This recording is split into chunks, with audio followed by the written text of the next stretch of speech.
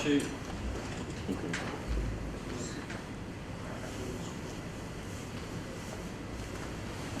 Thank you. Maciej Żółkowski, I'm from Coinfield Blockchain Lab.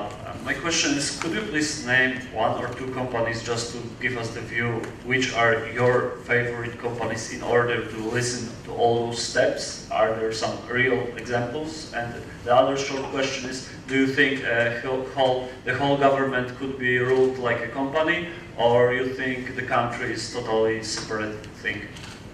So, okay, two questions. First of all, if you look at it, there's a company called HubSpot, which is now, I think, a multi-billion-dollar company that came out of our class. They use the methodology at an early stage. One called Okta, which is a billion-dollar plus company in Silicon Valley, OKTA. And some of these I talk about in the book. Another one is PillPack, which is now what they call a unicorn. It's on its way to be a billion-dollar company. So you could look at Kayak, the search engine company. So those are some of them. But I love all of them. Michael, and you can go in, by the way, if you go to entrepreneurship.mit.edu, and if you go into our GFSA, you'll see videos just like this one where they're going through it. And if you come to I don't know, are you doing an MITEF? Where did Antoinette go? Yeah. Are you doing, you can just see some of the companies here, and the odds are they probably come through our program from MIT.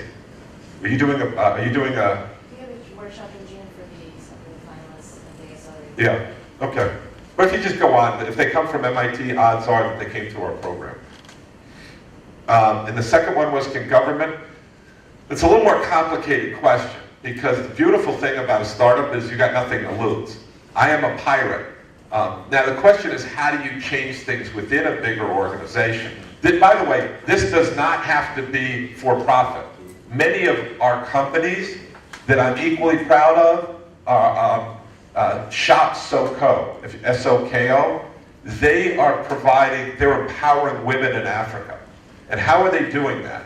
Because what they do is women in Africa can make beautiful jewelry, but basically the men take away a lot of the other things. But what they do have is they do have a flip phone. They have a flip phone.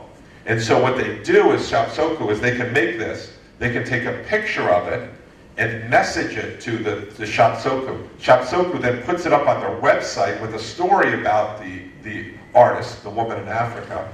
They then sell that to rich suburban people in the United States, and in that one transaction, that woman has now made more money than she would make for 3 months usually, in one transaction without having to leave the village.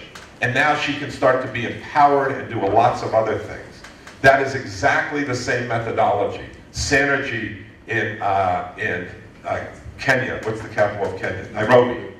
They are doing the same thing. They have outhouses, and people go into it and they use the human waste to produce energy, clean energy, and they're using the same methodology as well. So this is not just for profits, it's for not-for-profits. It can be used for governments. I have some of my students use it to do violin recitals. They think, who is the customer? What does the customer want? How should I think about that? What value am I creating for them? How is the best way to extract that value from them? So, yeah, and this is going to be one of the big things. We were talking this at breakfast this morning. How can larger organizations use this? Michelin is using it. We've had other organizations that are using it. Parker Hannifin in the United States. At the end of the day, by the way, just to be clear, this specific part, which is not all of entrepreneurship, how do you take an idea to come to a product, is simply very efficient, very effective product marketing, development, and the like. How do you ideate to come up with a product, and how do you deliver it to the market, and then how do you scale that product? So it's very relevant for bigger organizations, because governments, I use it at MIT to think of what programs and courses should we produce. I think, who are our customers? We have curious entrepreneurs, we have ready-to-go entrepreneurs, we have corporate entrepreneurs, we have entrepreneurship amplifiers, what do they need? in that sense. So it's a way of thinking. It's kind of like design thinking plus implementation along with it. Every answer seems to be very long.